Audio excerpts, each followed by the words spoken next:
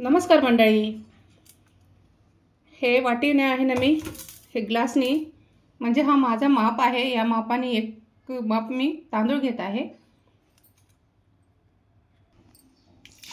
हे बघा, मी 2-3 पाण्याने छान धुवून टाकले।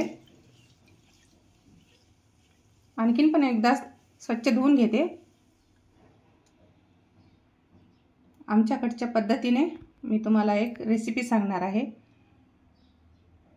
हे जाड तांदूळ आहे, जाड तांदूळ नाही, जाड पोहे आहे। मला याच्यात घालायचे आहे आता,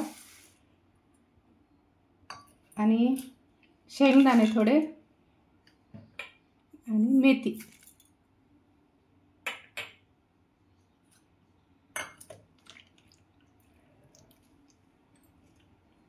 आणि 1 वाटी दही। याच्यामध्ये आपल्याला 3 ते 4 घंटे भिजून ठेवायचे आहे। थोडं पाणी घालते मी, भिजून ठेवून नंतर आपण याचं काहीतरी बनवू। आणखी थोडं दही टाकून घेते आणि छान मिक्स करून ठेवून देते। दह्यामध्येच आपल्याला याला भिजत ठेवायचं आहे।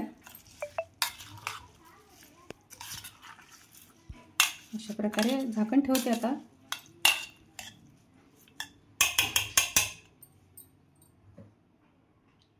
आणखी थोडं पाणी घालून घेते। हे बघा, मी तेव्हा भिजू घातलं बघा, पोहे तांदूळ अशा पद्धतीने भिजलं। 4 तास झाले, 4 किंवा 5 तास पण ठीक आहे।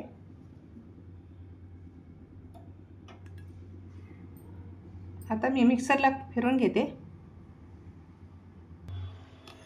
थोडं पाणी टाकलं मी, थोडं घट्ट वाटून राहिलं होतं बघा। मी मिक्सरला धरून अशा प्रकारे, जास्त पतला पण नाही आणि जास्त घट्ट पण नाही, अशी मी कन्सिस्टन्सी ठेवलेली आहे बघा।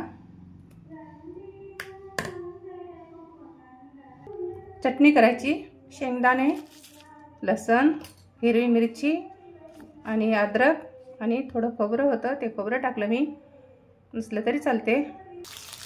हे बघा, चिंच टाकायची थोडीशी, आणि पुदिना छान भाजून घेतली मी। कोथिंबीर पण टाकते त्याच्यामध्ये, आणि आता मिक्सी धरते। थंड झाल्यानंतर चवीपुरतं मीठ टाकून घेते याच्यामध्ये। तवा ठेवला, तव्यामध्ये तेल टाकते थोडंसं, तव्यावर टाकला आणि थोडं झाकण ठेवते। छान शिजलं पाहिजे। किती छान जाळी फुटली बघा। आणि थोडं झाकण ठेवते मी, आणि मी याच्यामध्ये थोडा सोडा टाकला, तो व्हिडिओ आला नाही, स्किप झाला बघा। किती छान बबल्स आलेले आहे। आता पलटून घेते।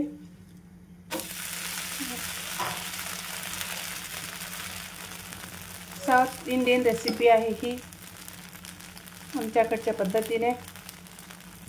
अप्पम म्हणतात याला आम्ही। दोन्ही साईडने पण छान भाजून घ्यायचं।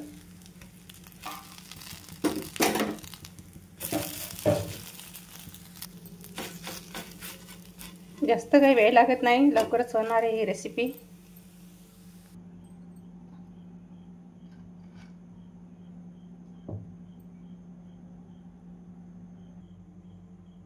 आणखीन एक टाकून घेते।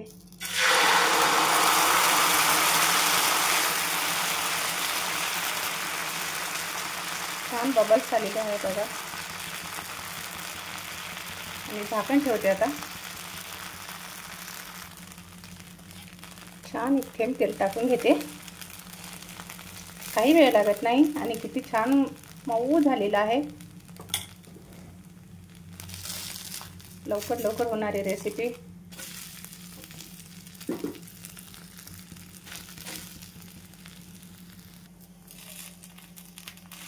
काढून घेते आता बघा। छान मिक्स करायचं, मिक्स करत राहायचं. बघा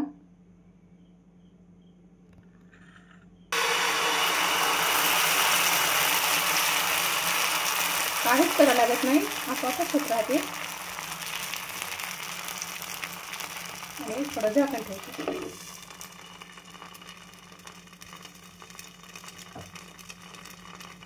असे छोटे छोटे पण करू शकता. एका तव्यामध्ये 2-3 पण निघते. असं 3 ठिकाणी जर आपण टाकलं तर.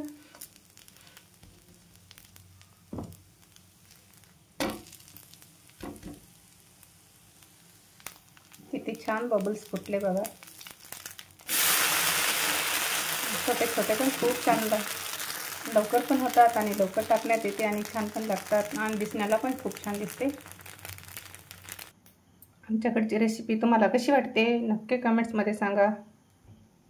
नक्की कमेंट्समध्ये सांगा. हे बघा किती छान असे नरम झाली बघा. हातामध्ये आहे ना, गरम असल्यामुळे खूप नरम झाले. माझी रेसिपी कशी वाटली नक्की सांगा कमेंट्समध्ये. आणि रेसिपी पाहिल्याबद्दल खूप खूप धन्यवाद तुमचे. भेटूत आपण नेक्स्ट व्हिडिओमध्ये. तोपर्यंत थँक्यू.